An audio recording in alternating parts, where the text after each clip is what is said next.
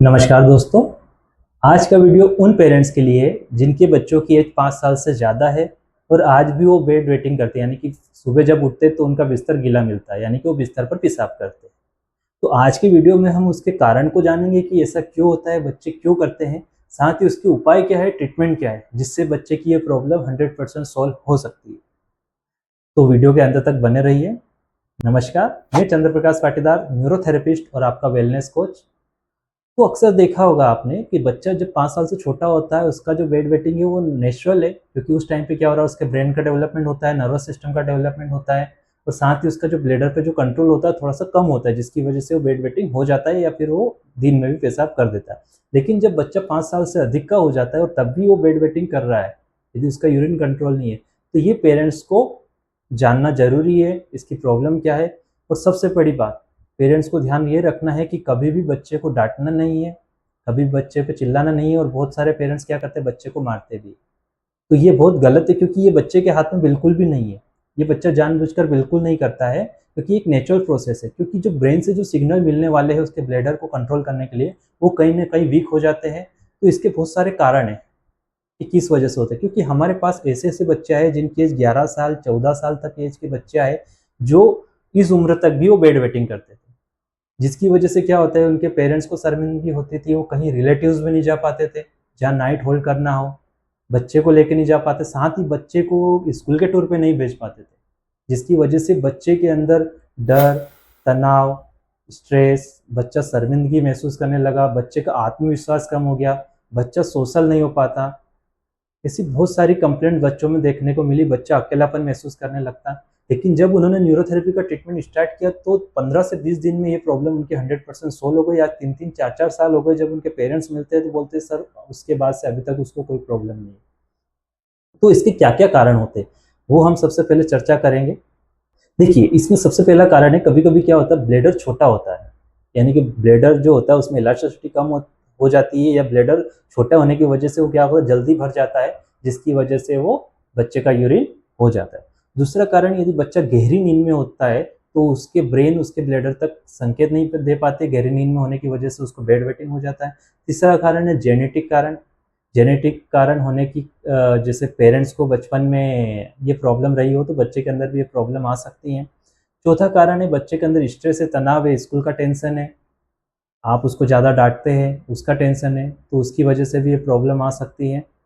पांचवा कारण ये है कि बच्चे के अंदर हार्मोन्स की कमी, खास करके एडीएच हार्मोन, यानी कि एंटी डायूरेटिक हार्मोन। ये हार्मोन क्या करता है, रात के समय में ज़्यादा पेशाब बनने से रोकता है, यानी किडनी उसको ज़्यादा पेशाब ना बनाए, जिसकी वजह से क्या करता है, पानी को एब्जॉर्ब करने का काम करता है। यदि ये हार्मोन कम रहा तो भी बच्चे में यूरिन ज़्यादा बनेगा और बेड वेटिंग हो सकता है। मेडिकल कारण ये हो सकता है कि बच्चों को यूरिन इन्फेक्शन हो, उसकी वजह से हो सकता है, कॉन्स्टिपेशन, डायबिटीज़ हो, तो उसकी वजह से भी उनको बेड वेटिंग हो सकता है। न्यूरोथेरेपी में हर कारण का एक अलग ट्रीटमेंट्स होता है, उसके हिसाब से हम डिसाइड करते हैं। यदि आप न्यूरोथेरेपी का ट्रीटमेंट भी चाहते हैं तो नंबर पर हमें कॉन्टैक्ट करिए, हम आपकी हेल्प करेंगे।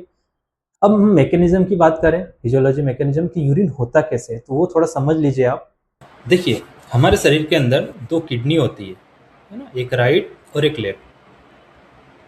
ये दो किडनी होती है। ये किडनी का काम होता है ब्लड को फिल्टर करके जो ब्लड में जो वेस्ट है उसको यूरिन के माध्यम से हमारे ब्लैडर तक लाने का काम करती है।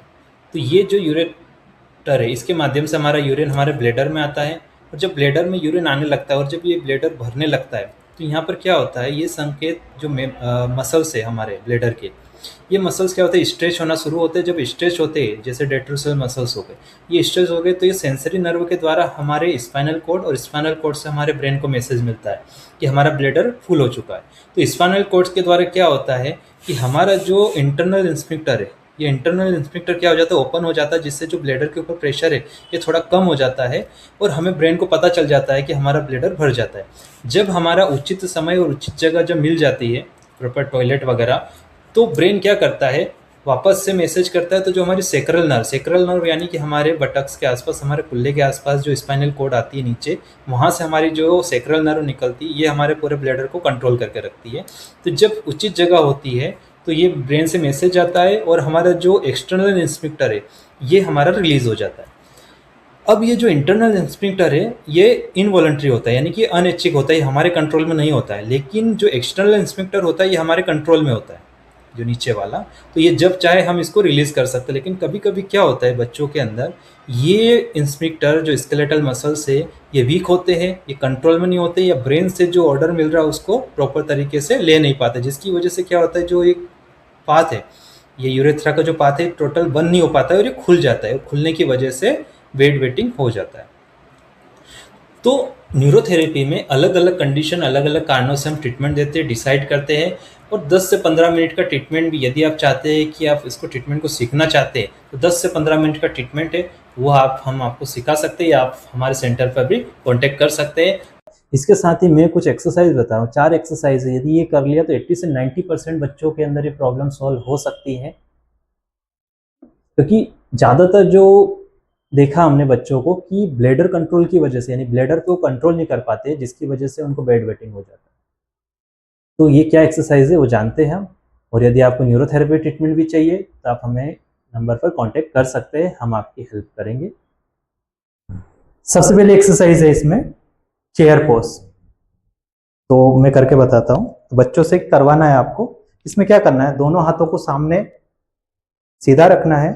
उसके बाद क्या करना है आपको, हल्का हल्का नीचे झुकना है, जैसे चेयर 90 डिग्री। ध्यान रहे ऐसे नहीं हो, ऐसे नहीं हो, सिर्फ सीधा हो। यानी कि ये जो पोस्चर, ये और ये और ये, तो ऐसे जब होल्ड करेंगे तो पूरा प्रेशर थाई पे आएगा। जब थाई पे आएगा तो इससे क्या होगा, पेल्विक फ्लोर के मसल और थाई के मसल्स आपके स्ट्रॉन्ग होंगे। तो 8 से 10 सेकंड ये होल्ड करना है, फिर सीधा आना है, हाथ नीचे, फिर से हाथों को ऊपर, फिर धीरे धीरे नीचे। ऐसा 3 बार करना है।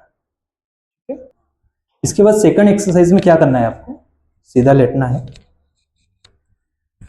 अर्ध उत्तान पादासन, यानी कि आपको क्या करना है, दोनों पैरों को एक साथ उठाना है। बच्चे से ये करवाना है आपको, जिसमें क्या करना, दोनों पैरों सिर्फ 45 डिग्री पर रहेंगे, है ना। ये 5 से 6 सेकंड होल्ड करना, फिर धीरे धीरे नीचे। ये भी 3 बार करना है ना? ऐसे, क्योंकि पूरा प्रेशर आपका थाई और पेल्विक फ्लोर पे आएगा। हमें क्या करना है, जितनी भी एक्सरसाइज करनी है उसमें पेल्विक और थाई पे, इसमें प्रेशर आने से क्या होगा, यहाँ के मसल्स स्ट्रेंथ रहेंगे, सेक्रल नर्व स्ट्रेंथ होगी, जिससे ब्लैडर के ऊपर कंट्रोल आएगा। इसके बाद क्या करना, सेतु बंधासन करना है हमें, जिसमें क्या करना, दोनों पैरों के बीच में लगभग 1 फीट का अंतर रखना है, दोनों हाथ सीधे रहेंगे। तो धीरे धीरे कमर को ऊपर उठाना है। इसके साथ क्या कर सकते हैं, योगा में मूल बंध बोलते हैं। अंदर जैसे हम यूरिन या टॉयलेट होल्ड करते हैं, जो प्रेशर लगता है होल्ड करते हैं, तो उसको अंदर की तरफ हम खींचने का प्रयास करते हैं। तो ये हल्का सा आप अंदर की तरफ उसको खींचने के लिए बोलना। तो ये भी 5 से 6 सेकंड करना है। उसके बाद धीरे धीरे नीचे लेना है। बढ़ाते बढ़ाते इसको 10 सेकंड तक ले जा सकते हैं। फिर से लेना है, एनएस को अंदर खींचना है, 10 सेकंड होल्ड करेंगे और फिर धीरे धीरे रिलैक्स करेंगे। तो ये एक्सरसाइज हमें बच्चों से करवानी।